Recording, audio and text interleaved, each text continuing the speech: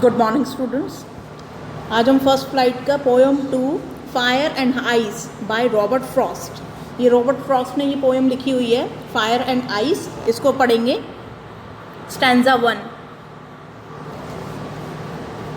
सम से the world will and in fire. कुछ लोग बोलते हैं कि जो हमारी पृथ्वी है वो फायर में भस्म होकर ख़त्म होगी। सम से इन आइस, कुछ लोग बोलते हैं कि बर्फ़ में जमकर पूरी दुनिया ख़त्म हो जाएगी। From what I have tested of desire, मैं मतलब यहाँ पे जो रॉबर्ट फ्रॉस्ट है वो बोलता है मेरा ये एक्सपीरियंस कहता है कि जो डिज़ायर होती है इंसान की, डिज़ायर का मतलब होता है इच्छा, यहाँ पे जो डिज़ायर है उसका मतलब लिया हुआ है ग्रीड से, लालच से। तो जो इंसान की इच्छाएं होती हैं, जो लालच होती है, I hold those who favour fire. जो लोग फायर मतलब ये बोलते हैं कि फायर के अंदर भस्म होकर जो पूरी पृथ्वी जो है वो नष्ट होगी, तो वो उसका मेन कारण क्या होगा अकॉर्डिंग टू रॉबर्ट फ्रॉस्ट, ये होगा डिज़ायर, ग्रीड, इंसान का लालच। ठीक है, तब जाकर ये जो पृथ्वी है वो फायर में नष्ट होगी। क्यों? क्योंकि जैसे जैसे इंसान का लालच बढ़ेगा, इंसान पेड़ पौधों और बाकी जितने भी संसाधन है प्रकृति के वो उनका दोहन करेगा, उनको यूज़ करेगा अपने लालच के लिए, और धीरे धीरे पूरी पृथ्वी को वो अपनी लालच की आग में जला देगा। अच्छा, नेक्स्ट है stanza 2। But if it had to perish twice, लेकिन अगर दोबारा मौका मिला पृथ्वी को नष्ट होने का, तो I think I know enough of hate, तो मैं सोचता हूँ कि हेट्रेट यानी कि नफ़रत ही काफ़ी होगी इन पृथ्वी को दोबारा भस्म करने के लिए। तो यहाँ पर पृथ्वी, ये जो हेट है ना, इसको आइस से कंपेयर किया गया है यहाँ पे। To say that for destruction ice is also great. जो लोग बोलते हैं कि हमारी पृथ्वी जो है वो आइस में जमकर जो है वो विनाश होगा हमारी पृथ्वी का, तो मैं उनके साथ मिलकर ये बोलूँगा कि इसका कारण मेन जो होगा वो हेट्रेट होगी, नफ़रत होगी। और ये काफ़ी मतलब ये एनफ होगी, सफाइस का मतलब होता है एनफ, काफ़ी होना, ये काफ़ी होगा, हेट करना जो है वो काफ़ी होगा पृथ्वी को जमाकर मार देने के लिए। ठीक है, जमाकर नष्ट कर देने के लिए। तो यहाँ पर मेन जो बात कही गई है, फायर को डिज़ायर से कंपेयर किया गया है, यानी कि ह्यूमन ग्रीड से, ह्यूमन इमोशंस के साथ कंपेयर किया गया है यहाँ पे फायर को डिज़ायर से और आइस को हेट से। ठीक है, तो अगर इंसानों के अंदर नफ़रत ज़्यादा बढ़ेगी, चाहे वो किसी भी समुदाय से रिलेटेड हो, और दूसरे समुदायों के प्रति अगर वो नफ़रत करेगा और एक दूसरे को मारना शुरू कर देगा, तो पृथ्वी जो है वो आइस यानी कि जमकर मरेगी according to the Robert Frost, मतलब जमकर जो है वो विनाश होगा। और अगर इंसान में ग्रीड बढ़ेगी, लालच बढ़ेगा, तो जो हमारी पृथ्वी है उसका विनाश जो होगा वो फायर में जलकर होगा, यानी कि लालच के आग में जलकर विनाश होगा। तो यहाँ पर इस तरीके से रॉबर्ट फ्रॉस्ट ने ये पूरा ह्यूमन इमोशंस को डिस्क्राइब किया है। ठीक है, इस पोएम में। अब क्वेश्चन आंसर्स देख लेते हैं। Read the main idea of the poem given below and fill the blank spaces with correct option from the brackets. हमें ब्रैकेट में से सही ऑप्शन चूज़ करके इन जो ब्लैंक्स हैं उनको फिलअप करना है। The poem discusses how powerful, यहाँ पे इमोशंस की बात की गई है इस पोएम में, तो हम इमोशंस फिलअप करेंगे। ठीक है, इक्वेशंस यानी कि सवाल जवाब की बात नहीं की गई यहाँ पे, तो यहाँ पर इमोशंस आ जाएंगे। Can destroy everything around us, तो यहाँ पर डिलीट की कोई बात नहीं की गई, डिस्ट्रॉय यानी कि नष्ट करने की बात कही गई है, तो इसलिए हम डिस्ट्रॉय भरेंगे।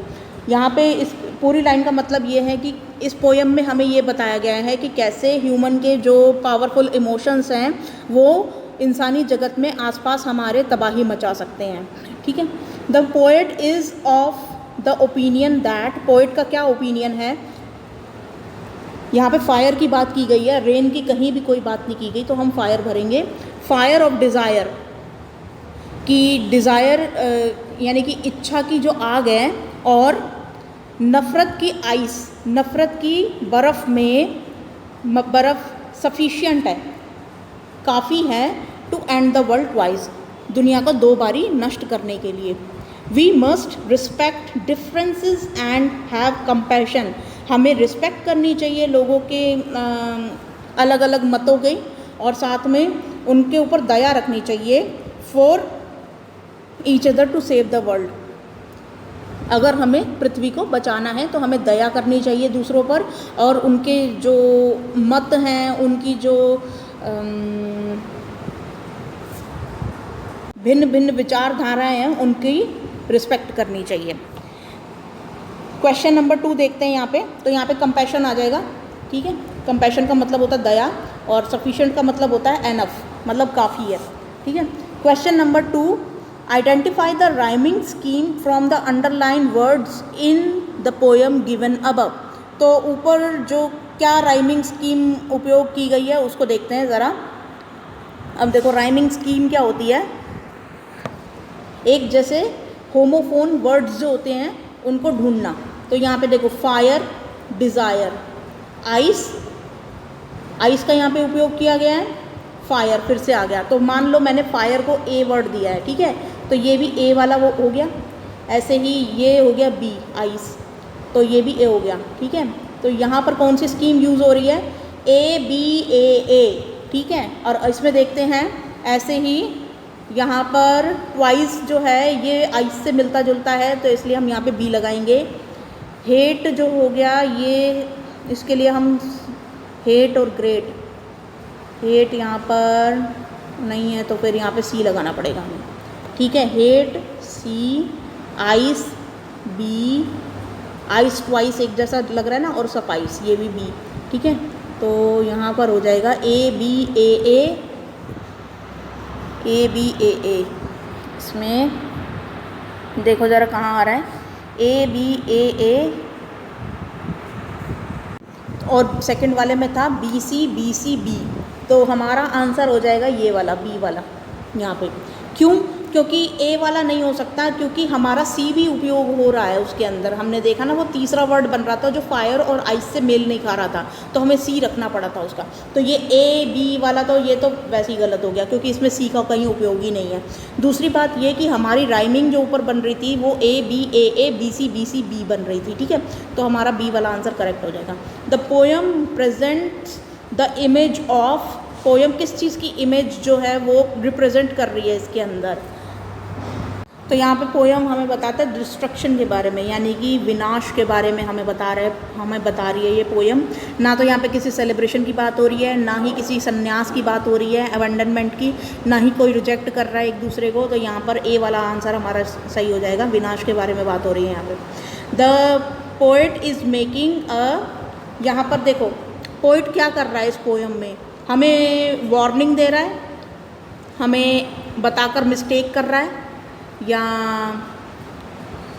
हमसे सिंसियर अपील कर रहा है, या हमें कोई धमकी दे रहा है। तो यहाँ पे सिंसियर अपील कर रहा है, हमसे इल्तिजा कर रहा है कि हमें जो क्या कहते हैं, हमसे सिंसियर अपील कर रहा है इस पोएम के थ्रू कि हमें हेट्रेट भी जो है उसको हटा देना चाहिए, मतलब हेट्रेट नहीं करनी चाहिए एक दूसरे के प्रति। दूसरी बात कि हमें अपने डिज़ायर्स को इतना नहीं बढ़ाना चाहिए कि हम प्रकृति को नष्ट कर दें, ठीक है। तो ये एक तरीके से अपीलीय पोएम है, ठीक है। अच्छा, question number 5, ice is the second stanza denote, ice in the second stanza denote. तो आइस क्या बता रहा है यहाँ पे, आइस को यहाँ पर कंपेयर किया गया है। तो यहाँ पर देखो इनटॉलरेंस का मतलब होता है कि अगर किसी ने कुछ बोल दिया तो हम उसको टॉलरेट, मतलब सहनशीलता का एकदम ख़त्म हो जाना, ठीक है। अपैथी का मतलब भी एक तरीके से होता है कि बेपरवाह हो जाना और दूसरों पर जुल्म करना, ठीक है। और हेट्रेड का मतलब होता है नफरत करना। तो तीनों का मतलब एक ही निकल रहा है यहाँ पर, तो हम यहाँ पर ऑल ऑफ दीज लगा देंगे, ठीक है, डी वाला।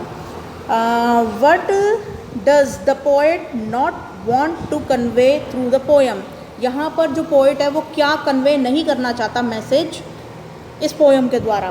तो यहाँ पे देखिए, first human beings should be greedy, human beings को ग्रीडी होना चाहिए, यानी कि लालची होना चाहिए।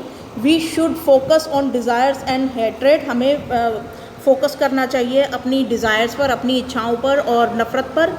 Check our desires and love all, हमें अपनी डिज़ायर्स पर काबू रखना चाहिए और सबसे प्यार करना चाहिए, ये मैसेज देना चाहता है, ये मैसेज नहीं देना चाहता है। यहाँ बोथ ए एंड डी, तो हमारा आंसर हो जाएगा ए एंड बी। यहाँ पर जो है पोएट ये नहीं बोल रहा है इस पोयम में कि हमें लालच करना चाहिए और अपनी डिज़ायर और हेटरेट को बढ़ाना चाहिए। ठीक है, तो हमारा ए और बी वाला आंसर हो जाएगा, यानी कि ऑप्शन डी इज़ करेक्ट। इसमें हो जाएगा सिंसियर अपील और ऊपर हो जाएगा डिस्ट्रक्शन, इसमें हो जाएगा बी वाला आंसर। इस तरीके से ये सारे क्वेश्चंस हमने सॉल्व कर लिए हैं। आज की वर्कशीट में बस इतना ही। Thank you.